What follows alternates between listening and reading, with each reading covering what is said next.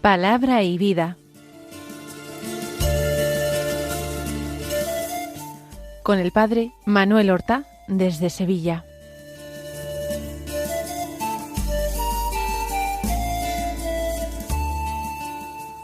En el nombre del Padre, y del Hijo, y del Espíritu Santo. Amén. Alabados sean Jesús y María.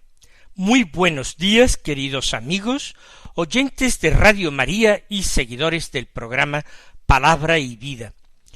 Hoy es el jueves de la 28ª semana del tiempo ordinario, un jueves que es 19 de octubre. Y en el misal se hace la conmemoración de distintos santos importantes.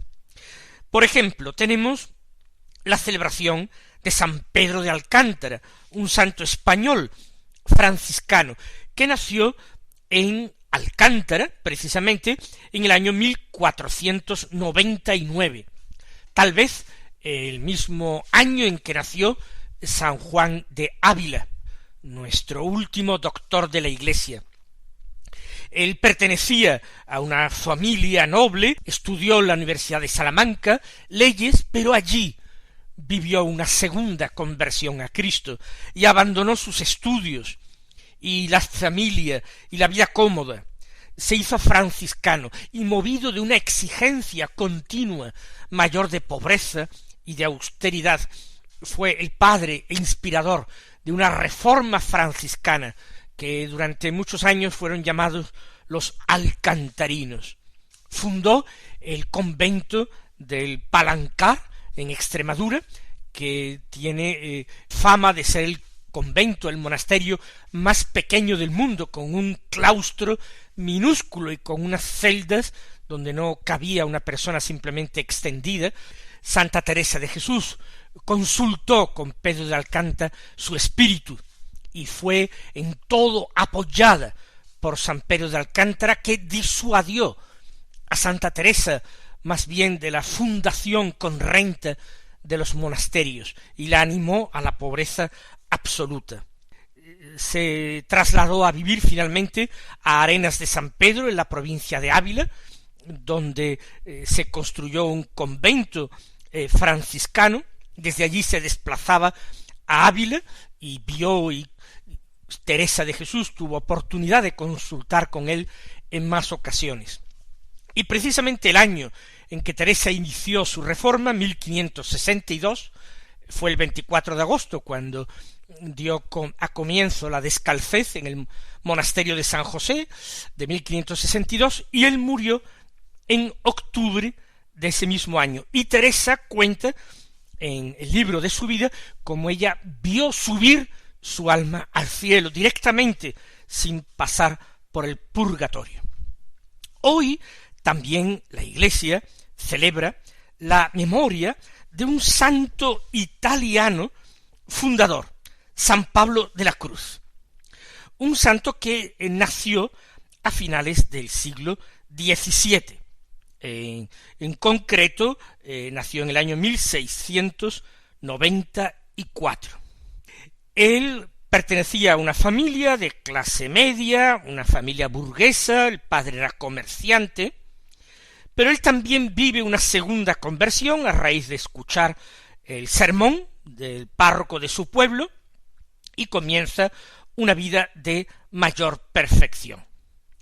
Él sintió una inspiración interior para convertirse en fundador de una nueva congregación, la que será un día la Congregación de la Pasión, dedicada a la vida contemplativa, a la meditación profunda de la muerte y resurrección del Señor, del misterio pascual, pero también a dar misiones populares a la gente, moviendo a la gente con sermones, etcétera, a la conversión, lo mismo que había vivido Pablo de la Cruz, y en general a la catequesis y evangelización del pueblo. como todos los fundadores, tuvo innumerables dificultades para sacar adelante su idea. En la fundación le acompañó un hermano suyo. Ambos obtuvieron finalmente del Papa poder establecerse en Roma, y se estableció la curia general, el gobierno general de la congregación, junto a la basílica de los santos Juan y Pablo. Pablo no es Pablo de la Cruz, son dos santos mártires. Y allí es donde él murió y donde hoy día también reposan sus restos. Llegó a ser consejero del Papa Clemente XIII.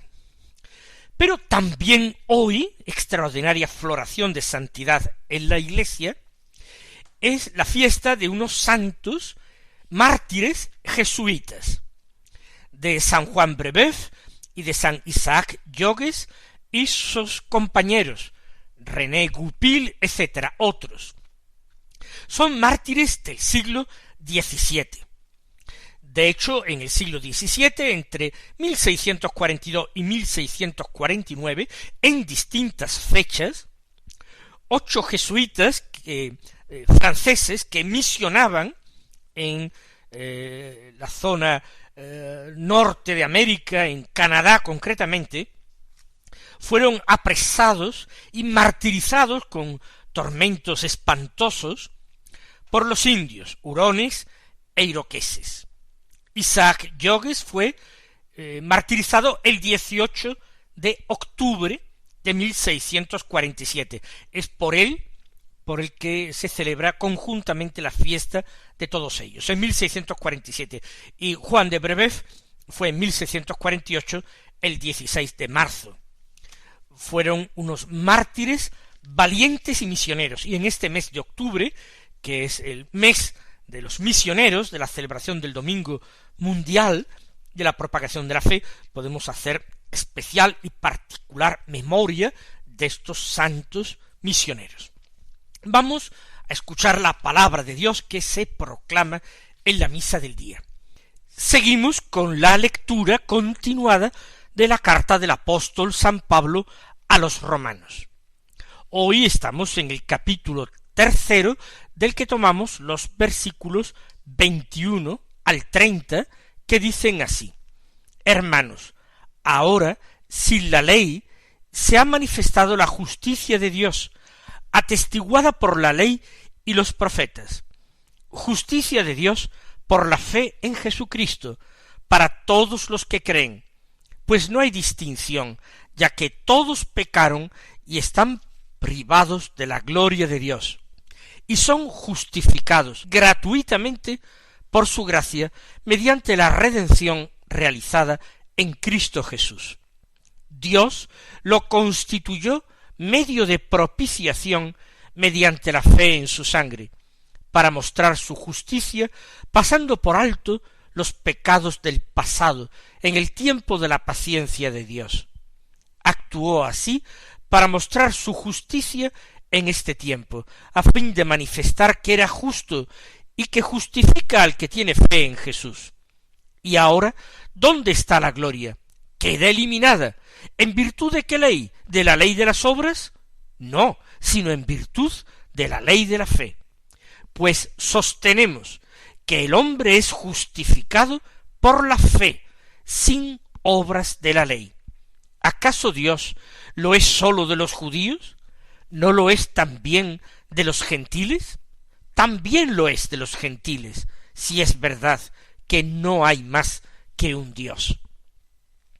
Vamos a ir comentando frase a frase, casi palabra a palabra, este texto. Recordemos que yo les decía, sin ánimo de hacer una exégesis científica del texto de la palabra de Dios, procuramos hacer solamente una lectura espiritual, que cuando ahora en este texto escuchemos esto de la justicia de Dios, lo entendamos simplemente como la salvación de Dios.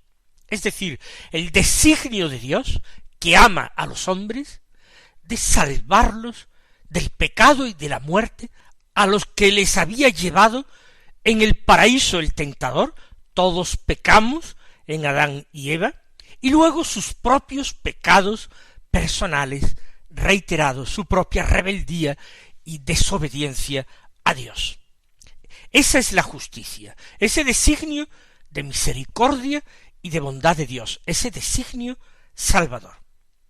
Y dice Pablo que sin la ley, se refiere a la ley de Moisés, se ha manifestado, se ha revelado, se ha descubierto a los ojos de todos, sin necesidad de la ley de Moisés, la justicia de Dios, ese designio salvador suyo, porque todos los hombres anhelaban una salvación, también los paganos.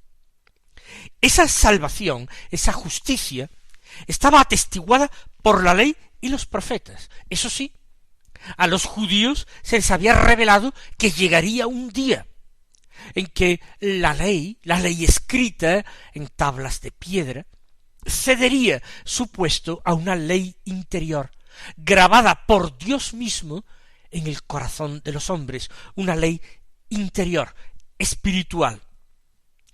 Pero cuando ahora, dice Pablo, ese designio salvador de Dios se ha manifestado, sin la ley, pero eso sí, atestiguada por la ley y los profetas. Esa justicia de Dios que será a los hombres por la fe en Jesucristo, para todos los que creen. No es ahora la aceptación y el cumplimiento de la ley de Moisés, incluso en sus más pequeños preceptos, en sus más nimias disposiciones. No, es la fe en Jesucristo. Son los que creen en Jesucristo como Hijo de Dios y Salvador de los hombres. Jesús, el Verbo de Dios venido en la carne, engendrado como Hijo de Dios antes del tiempo, pero nacido en el tiempo de la Virgen María. Quien cree en él tiene vida eterna. La justicia, la salvación de Dios, viene de la fe en Jesucristo para todos los que creen. Para todos, insiste Pablo, no sólo para los judíos, también para los gentiles, muchos de los cuales conforman la comunidad de Roma a la que escribe el apóstol. Y esto, porque no hay distinción, para Dios no hay distinción grande entre judíos y gentiles. Tanto unos como otros pecaron primero en Adán, y luego siguieron pecando, los judíos y los gentiles. Unos serán condenados por la ley y otros serán condenados sin la ley, porque a todos Dios le dio la razón y el conocimiento de su existencia a través de sus obras, de las obras de la creación. Todos están pecados, dice Pablo, todos están privados de la gloria de Dios. Pero todos, judíos y gentiles, son justificados gratuitamente. No por las obras de la ley, en cuyo caso sólo se podrían salvar los judíos, los hijos de Israel, sino que todos son justificados, salvados, gratuitamente, como don de Dios, como regalo de Dios, por su gracia. La gracia, el don, el regalo de Dios, su bondad, su infinita misericordia, por su gracia, somos salvados gratuitamente, judíos y gentiles, mediante la redención que realizó en Cristo Jesús Dios. Nosotros sabemos que esa redención se realizó con el derramamiento de su sangre, con su ofrecimiento como víctima en el altar de la cruz, por todos los hombres que habían existido, que existían en aquel momento y que existirían hasta el final de los tiempos. Por ellos derramó el Señor su sangre en la cruz. Por tanto, la salvación viene gratuitamente de Dios a todo hombre que la acepte por la fe, que crea. Pero esa salvación se produce mediante la redención, el sacrificio redentor realizado por Cristo Jesús.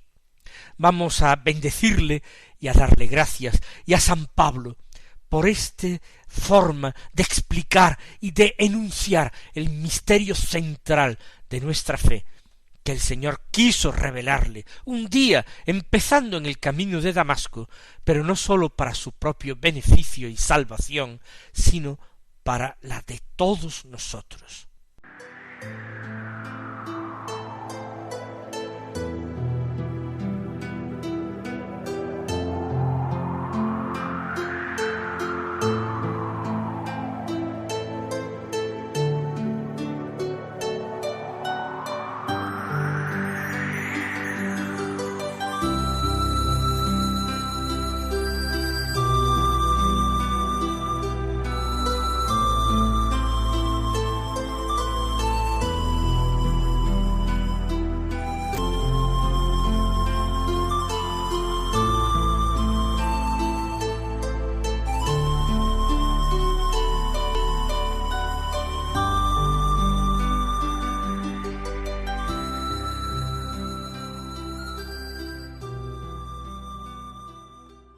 Sigue explicando Pablo en qué consistió la obra salvadora de Dios.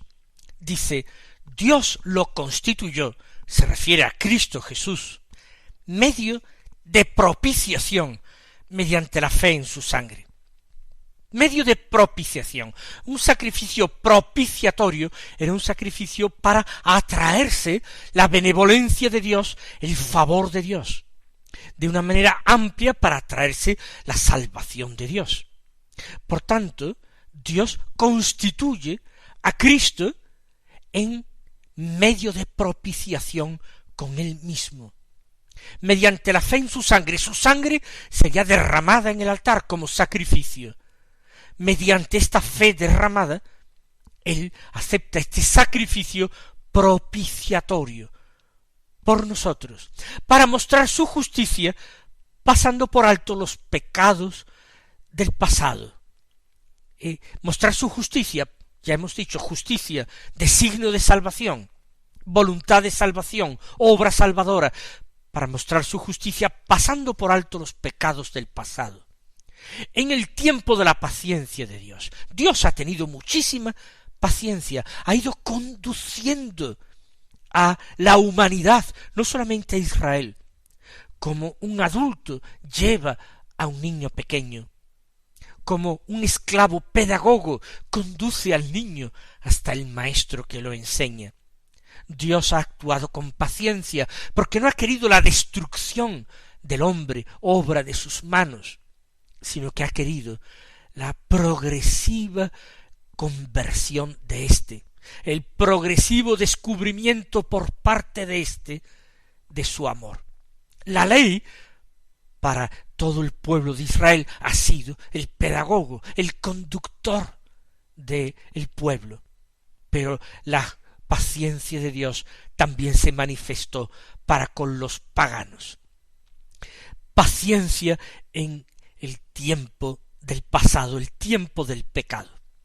Dios actúa así para mostrar su justicia en este tiempo, para mostrar su salvación en este tiempo actual, que es el tiempo del Mesías, a fin de manifestar que era justo y que justifica al que tiene fe en Jesús.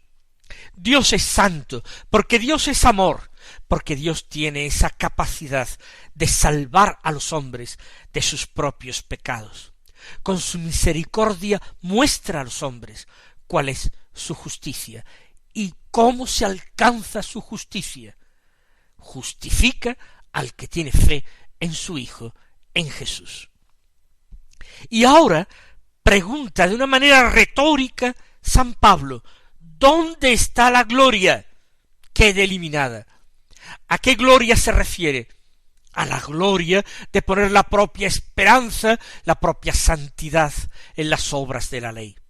Como aquel fariseo de la parábola contada por Jesús, que fue al templo a orar y se plantó allí de pie para decirle a Dios, oh Dios, te doy gracias, porque no soy como los demás hombres, injustos, pecadores, adúlteros, tampoco soy como ese publicano. Yo ayuno 2 veces por semana pago el diezmo de todas mis ganancias. Esa es la gloria que queda eliminada, esa gloria que se pone en las propias obras. No sirve para nada para Dios, porque nadie puede salvarse a sí mismo. Es Cristo, con el derramamiento de su sangre, con su obediencia, con su sacrificio, el que nos justifica. Por tanto, ¿dónde está la gloria?, se vuelve a preguntar Pablo. Queda eliminada. Y él puso algún tiempo en su vida la gloria en esto, porque fue fariseo, porque se educó en el corazón de este grupo religioso, porque ponía todo su celo en hacerse santo, persiguiendo a los cristianos, a los que seguían aquel camino abierto por Jesús. Queda eliminada esta gloria. ¿En virtud de qué ley queda eliminada esta gloria? ¿De la ley de las obras acaso? Ni hablar. ¿De la ley de Moisés? No. No, repite Pablo, sino en virtud de la ley de la fe. Llama a la fe ley. Ya sabemos, él mismo sabe que no es una ley. Trata de hacer la comparación entre la ley antigua y la ley nueva. Por tanto, queda eliminada la gloria en virtud de la ley de la fe. Pues sostenemos, él y todos los que predican como él y con él sus compañeros, sus propios discípulos de Pablo, sostenemos que el hombre es justificado por la fe sin las obras de la ley. Esta es una afirmación importantísima y tiene que ser bien comprendida. Efectivamente, el hombre es salvado por la ley, no por las obras. Sin embargo, Pablo se refiere que la salvación no se la dan las obras del cumplimiento de la ley, sin obras de la ley, sino que la salvación se la da su confianza en el Evangelio proclamado por Jesucristo. Y por supuesto, ello va de sí su coherencia al aceptar este Evangelio por la fe, una coherencia que le lleva a vivir de acuerdo con la enseñanza de Jesús, no de espaldas a la enseñanza de Jesús. Por tanto, sin las obras de la ley, por la fe, con las obras de coherencia a esa fe, con esas obras evangélicas mostradas por Cristo. Porque ¿acaso Dios lo es sólo de los judíos? No, lo es también de los gentiles. Si es verdad que no hay más que un Dios, el mismo Dios lo es de los judíos y de los gentiles. ¿Los gentiles no tenían la ley de Moisés? ¿Acaso no se podían salvar? ¿Acaso Dios no era su Dios? Imposible, pues también ellos se salvan fuera de las obras de la ley, se salvan por su fe en Cristo y por las obras de coherencia por haber aceptado el Evangelio de Jesús. Mis queridos hermanos, que el Señor os colme de bendiciones y hasta mañana si Dios quiere. Han escuchado en Radio María Palabra y Vida, un programa que dirige el Padre Manuel Horta.